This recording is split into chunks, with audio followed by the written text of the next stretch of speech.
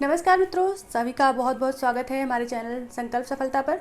मैं वंदना पांडे आज सभी के लिए नेट के जो है पाठ्यक्रम में शामिल नाटक आधे अधूरे को लेकर के प्रस्तुत हुई हूँ। बहुत दिनों से काफ़ी लोगों ने कमेंट किया था कि नाटकों पर कुछ विस्तृत वीडियो हमें प्रोवाइड करवाइए, तो नाटक पर जो है आज हम आधे अधूरे लेकर के आए हैं। इस नाटक की श्रृंखला नहीं कह सकते क्योंकि फुटकर वीडियो दे रही हूँ, पूरा नहीं दे पा रही हूँ, बीच बीच में कहीं कहीं किसी नाटक पर दे रही हूँ, तो उसके लिए माफ़ी चाहती हूँ। और बाकी जो है आपको जो भी अन्य नाटक हैं, चंद्रगुप्त, स्कंदगुप्त, ध्रुव स्वामिनी, ये सारे हमारे चैनल पे मिल जाएंगे। प्लेलिस्ट में, नाटक की प्लेलिस्ट में आप जा सकते हैं तो मिल जाएंगे वहाँ पर। लेकिन अभी क्योंकि आधे अधूरे पर प्रश्न बहुत ज़्यादा पूछे आते हैं, इसलिए मैं इसको लेकर के आई हूँ। तो इसके प्रश्नों पर भी चर्चा करेंगे, साथ में इसकी पूरी समीक्षा भी करेंगे इस वीडियो में। तो आधे अधूरे नाटक मोहन राकेश जी के द्वारा रचित है और आधे अधूरे नाटक जो है वो एक मध्यम वर्गीय परिवार की कहानी है जो कि शहरी जीवन में जीवन यापन कर रहा है, यानी कि शहर में आधारित है, शहर पर आधारित है और मध्यम वर्गीय जीवन पर, परिवारों पर आधारित है आधे अधूरे। इसमें सामाजिक विसंगतियों को प्रमुख स्थान दिया गया है। सामाजिक विसंगतियां यानी कि समाज में जो मध्यम वर्गीय परिवार है उनके बीच में जो आने वाली समस्याएं हैं तरह तरह की, और जो विसंगतियां बहुत ज़्यादा पनप रही हैं एकल परिवार होने की वजह से, संयुक्त परिवारों का अनुशासन टूटने की वजह से, उनको इस नाटक में मोहन राकेश जी के द्वारा चित्रित किया गया है। तो सामाजिक विसंगतियों की बात हम करते हुए फिर इस बिंदु पर आते हैं कि नाटक में कहीं भी पूर्णता नहीं है, पूर्ण शब्द इसमें है ही नहीं, इसीलिए इस नाटक का नाम आधे अधूरे रखा गया, जैसा कि आपको नाम से ही पता चल रहा है। तो आधे अधूरे की समीक्षा में हम शुरुआत करते हैं सबसे पहले इसके पात्रों से, कि पात्रों में जो है कौन कौन है, और इसका जो मुख्य अगर वर्ड विषय देखा जाए, अगर पूछा जाए तो स्त्री पुरुष के बीच के स्नेह, प्रेम और उसके तनाव की कहानी है इस पूरे नाटक में। यानी कि प्रेम का भी इसमें वर्णन है और तनाव का भी वर्णन है। तो सावित्री इस नाटक की मुख्य स्त्री पात्रा है जिसके इर्द गिर्द नाटक की पूरी कहानी घूमती रहती है। तो इसी के अंतर्गत हम पात्रों पर बात करेंगे। तो महेंद्र नाथ जो हैं वो सावित्री के पति हैं। सावित्री नाटक की मुख्य पात्रा है और महेंद्र नाथ उसके पति हैं जो कि एक व्यापारी हैं, और व्यापार में उनको बहुत ही बड़ा झटका लगता है, बहुत बड़ा नुकसान हो जाता है, जिससे कि उनकी जो रोजी रोटी है वो भी छिन जाती है, यानी कि वो पैदल हो जाते हैं। और उसके बाद जो है सावित्री को घर से बाहर निकलना पड़ता है काम की तलाश में, और इस तरह से यहाँ से कहानी का प्रारंभ होता है। तो सावित्री जो है वो महेंद्र नाथ की पत्नी है और एक कह सकते हैं एक अहमवादी विचारधारा से ग्रसित स्त्री है। इसके बाद इसका पुत्र है अशोक, दोनों का पुत्र है अशोक, जो कि अपने परिवार से विद्रोह की भावना रखता है, पूरे समाज से विद्रोह की भावना रखता है। बेटी है बिन्नी, बड़ी बेटी है जिसका नाम है बिन्नी। बड़ी बेटी माँ को पसंद नहीं करती, घर वालों को पसंद नहीं करती, माँ के विरोध में रहती है हर समय, और अश्लील उपन्यासों को पढ़ने में उसका सारा समय जाता है। युवकों से किस तरह से संबंध बनाए जाए, किस तरह से उनसे मित्रता की जाए, इसमें उसका मन ज़्यादा रहता है। यानी इसका चरित्र इस नाटक में अच्छा नहीं दिखाया गया है, जो कि आजकल के मध्यम वर्गीय परिवारों में परवरिश की कमी होने के कारण, अनुशासन की कमी होने के कारण एक आम बात होती जा रही है। इसके बाद इसकी छोटी बेटी है किन्नी, जो कि थोड़ा सहनशील है, थोड़ा सामाजिक है और परिवार में जो है घुल मिलकर रहती है, लेकिन वो भी एक ऐसा गलत कदम उठा देती है जो कि आपको इसके आगे की कहानी में पता चलेगा कि आगे वो क्या करती है।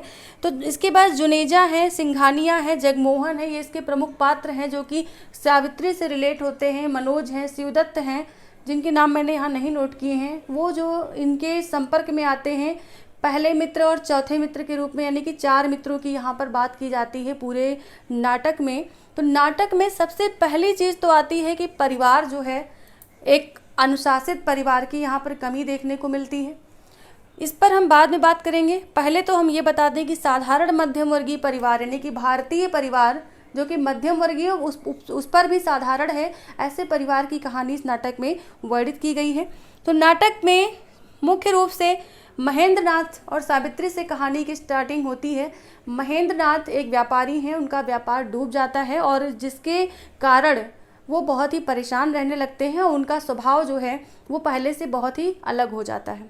सावित्री इस बात को झेल नहीं पाती और सावित्री जो है अपनी आर्थिक स्थिति को सुधारने के लिए वहाँ से निकल पड़ती है, काम की तलाश में बाहर निकलती है, बाहर वो काम ढूंढती है, काम करती है और बाहर निकल के वो 4 लोगों के संपर्क में आती है, क्योंकि उसे संपूर्णता की तलाश है, पूर्ण पुरुष की तलाश है और वो पूर्ण पुरुष की तलाश में इन 4 पुरुषों के संपर्क में आती है, लेकिन किसी में भी पूर्णता नहीं पाती। अंत में घूम फिर के घर वापस आती है। तो यहाँ पर सबसे पहले जो कहानी का एक केंद्र बिंदु सावित्री, वो जब काम की तलाश में बाहर निकलती है तो पहले मित्र जो उसके हैं, जो कि निकलती है और मिलती है, जो कि सज्जन है, थोड़ा मित्रता का भाव उनके अंदर है, सज्जन है, सज्जनता उनके अंदर है, लेकिन बहुत सारी कमियां हैं जिसके कारण सावित्री को वो पसंद नहीं आते। दूसरे पुरुष हैं जो कि घुमक्कड़ हैं, पूरा संसार उन्होंने घूमने की इच्छा बना रखी है, बहुत ही घूमना चाहते हैं और हर समय देश विदेश की बातों का ही जिक्र किया करते हैं। तो सावित्री को उनसे भी थोड़ी सी अपेक्षाएं पहले शुरुआत में हो जाती हैं, फिर बाद में उनसे भी वो कटने लग जाती है। जिस तरह से उसे वहाँ पर वो पूर्णता फिर नहीं मिल पाती जिसकी तलाश वो दूसरे पुरुष में कर रही थी। फिर तीसरे पुरुष के रूप में आते हैं सामाजिक, थोड़ा सा उनका नेचर जो है वो सामाजिक है और इतना सामाजिक है कि सावित्री की बेटी को ही प्रेम पाश में बांध लेते हैं, उसे भगाकर उससे शादी कर लेते हैं, मित्रता करते हैं सावित्री से, जो कि 40 वर्षीय सावित्री है और 40 वर्षीय सावित्री जिसके कि चेहरे की चमक आज भी बरकरार है और उससे मित्रता करते हैं, लेकिन उसके पेट पीछे उसकी बेटी को अपने प्रेम पाश में फांस कर जो है घर से भगा करके शादी कर लेते हैं। चौथा व्यक्ति जो उनके संपर्क में आता है वो एक व्यापारी है, व्यापारी और बड़ा ही चालाक किस्म का आदमी, बहुत ही कह सकते हैं निम्न स्तरीय आदमी है और उससे भी जुड़ करके पहले शुरुआत में इनको अच्छा लगता है और फिर बाद में उसकी कमियां ही कमियां नज़र आती हैं। तो उनको ये लगता है कि जब मैं इतने लोगों के संपर्क में आई हूँ और सभी जो है उसमें से अपूर्ण ही है, कोई भी पूर्ण नज़र नहीं आता, तो इससे अच्छे तो महेंद्र नाथ ही हैं जो कि मेरे साथ इतना भी दुर्व्यवहार नहीं करते। फिर वो अंत में घूम फिर के घर वापस आती हैं। इसके बाद यहाँ पर कहानी थोड़ी सी जो है एक पॉइंट नोट करने वाली बात है कि सावित्री अपने जीवन के खालीपन को भरने के लिए इन लोगों के संपर्क में आती हैं, लेकिन इन लोगों से निराशा हाथ लगती है। पूरे नाटक की समीक्षा के रूप में देखें तो पूरे नाटक में हर जगह नैराश्य है, हर जगह जो है अपूर्णता है, हर जगह अधूरापन है, खालीपन है। तो इस खालीपन और अधूरेपन को भरने के लिए सावित्री ऐसे तमाम जो है लोगों के संपर्क में आती हैं और इसमें से जो दूसरा आदमी है, दूसरा व्यक्ति जो कि अपने स्वार्थ की पूर्ति के लिए सावित्री का उपयोग करता है। पहले तो अपनी पत्नी से बहुत ही दूर रहता है, उसकी पत्नी से उसकी नहीं पटती है, सावित्री के करीब आता है, संबंध बनते हैं और उसके बाद में वो अपनी पत्नी के पास वापस लौट जाता है। जब वो बीमार पड़ता है तो पत्नी के पास वापस लौट जाता है। इस तरह से इसकी कहानी का थोड़ा सा मोड़ यहाँ पर आता है। इसके बाद जो अगला आदमी है जो इनके पास सावित्री से जुड़ा हुआ होता है, सावित्री से थोड़ा सा मनमुटाव होता है, लेकिन जब उसका नाम मनोज है और मनोज जब सावित्री से मिलता है तो उससे बहुत ही प्रभावित होती हैं, लेकिन इतना प्रभावित होती है कि घर का आना जाना हो जाता है और घर में आते ही किन्नी जो उनकी छोटी बेटी है, किन्नी के संपर्क में वो व्यक्ति आता है और उसे जो है अपने कह सकते हैं प्रेम में बांध करके, और जैसे इसको प्रेम नहीं कहते, इसको फिलहाल स्वार्थ कहते हैं, स्वार्थ के मतलब कह सकते हैं एक तरह से वासना में प्रेम, और उसको अपनी बेटी की उम्र की बेटी के साथ शादी कर लेता है भगा करके। उसके बाद वो बेटी जो किन्नी है वो उससे संतुष्ट नहीं होती है, उसकी बहुत सारी कमियों से परेशान होती है, फिर छोड़ करके उसको वापस अपने घर माँ के पास चली आती है। इधर जो बड़ी बेटी है वो बहुत मुंहफट है, किन्नी नहीं बिन्नी की बात हो रही थी, सॉरी किन्नी जो है वो बहुत मुंहफट है और बहुत ही मतलब अश्लील साहित्य को पढ़ने में अपनी रुचि रखती है, तरह तरह के युवकों से अपने संबंध बनाने में बहुत उत्सुकता उसको रहती है। तो इस तरह से इनका परिवार जो है पूरा बिखरा हुआ है, बिखरापन इसमें पूरी तरह से दिखाई दिया है, दर्शाया गया है मोहन राकेश जी के द्वारा। बेटा जो है अशोक वो विरोध की भावना में जी रहा है, समाज से विरोध करना चाहता है, माँ बाप से विरोध करना चाहता है। इस तरह से नाटक में सभी पात्र जो है अपने अपने कुंठाओं में जी रहे हैं। इसके बाद जो तीनों संतानें जो बहुत आधुनिक परिवेश में जन्मी हैं, बहुत ही आधुनिकता में इसको अंकित किया गया है, वो सब एक परिवार की धुरी, जो धुरी है परिवार हमारी एक संस्था मानी जाती है, एक धुरी मानी जाती है जो पूरे परिवार के सदस्यों को जोड़ के रखती है। अंत में वही इसमें दर्शाया गया है कि सभी लोग अपने अपने घर वापस लौट आते हैं। माँ भी चारों पुरुषों के संपर्क में आने के बाद, उनको जानने परखने के बाद फिर से अपने पति के पास वापस आ जाती है। बेटी जो दूसरे व्यक्ति के साथ चली गई थी वो भी वापस आ जाती है। इसके बाद अनुशासन की बात हम करें तो परिवार में अनुशासन की अत्यंत आवश्यकता होती है। अगर अनुशासन की कमी होती तो परिवार में बिखराव अपने आप हो जाता है, कलह मचती है। अगर एक दूसरे को कोई समझ नहीं रहा, किसी के विचारों का कोई सम्मान नहीं कर रहा है, या जो घर का मुखिया होता है वही गलत कदम उठा रहा है, तो परिवार में कलह होना स्वाभाविक है और इसी कारण परिवार में बिखराव हो जाता है, जिससे कि परिवार टूटकर बिखर जाता है। इसके बाद नाटक के अंत में सभी पात्र जो है घर लौट आते हैं, सभी जो है लौट करके घर आते हैं। इसलिए ये सिद्ध होता है कि परिवार ही वो धुरी है जो सभी लोगों को बांध कर रखती है, सभी लोगों को जोड़ कर रखती है।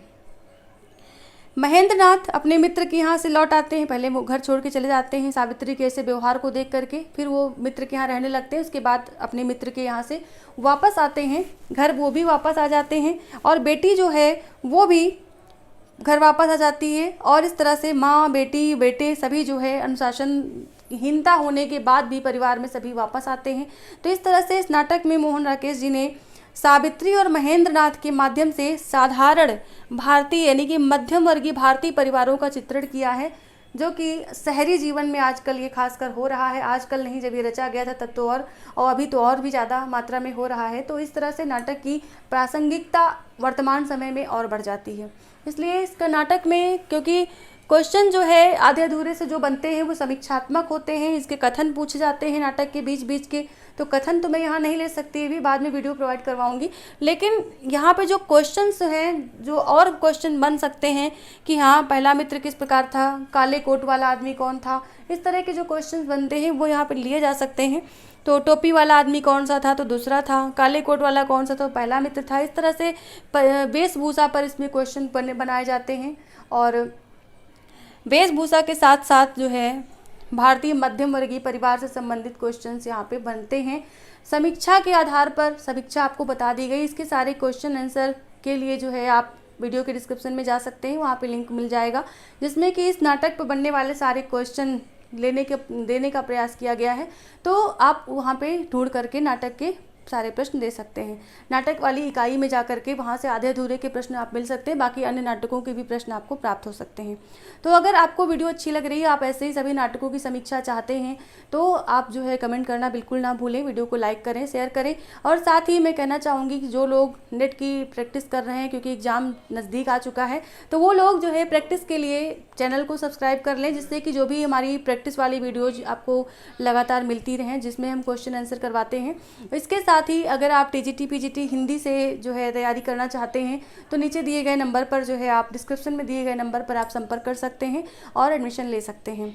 सारा कोर्स वहाँ पर आपको करवाया जाएगा, साथ ही पीडीएफ के माध्यम से नोट्स प्रोवाइड करवाए जाएंगे और साथ ही आपको प्रैक्टिस पेपर, जब एग्ज़ाम होगा तो प्रैक्टिस पेपर भी करवाए जाएंगे।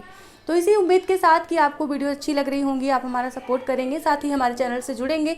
अगर आप एडमिशन नहीं लेना चाहते और आप सिर्फ जो है हमसे जुड़ना चाहते हैं और आपके क्वेश्चंस जो हैं उनके आंसर अगर आप चाहते हैं, तो नीचे ज्वाइन बटन दिया होगा, आप ज्वाइन कर सकते हैं। आपका जो भी क्वेश्चन हो आप कमेंट करें, जिससे कि मैं आपके क्वेश्चन का आंसर दे सकूं। और साथ ही एक मंथ में एक वीडियो आपको, लाइव वीडियो आपकी कोर्स पर आधारित मिलती रहेगी। तो इसलिए आप ज्वाइन कर सकते हैं, केवल 159 रुपये पे करने होंगे। तो ज्वाइन बटन को भी प्रेस कर सकते हैं या जो है आप एडमिशन ले सकते हैं। तो इस तरह से मैं चाहूँगी कि फ़िलहाल तो अगर आप हिंदी साहित्य से तैयारी कर रहे हैं तो आप एडमिशन ही ले लें, या सामान्य हिंदी के लिए किसी भी बैच में अगर जो है एडमिशन चाहते हैं तो संपर्क करें। मिलते हैं नेक्स्ट वीडियो में, तब तक के लिए नमस्कार। आपका सभी का वीडियो को इस तरह से प्यार और सहयोग देने के लिए बहुत बहुत धन्यवाद, हार्दिक आभार।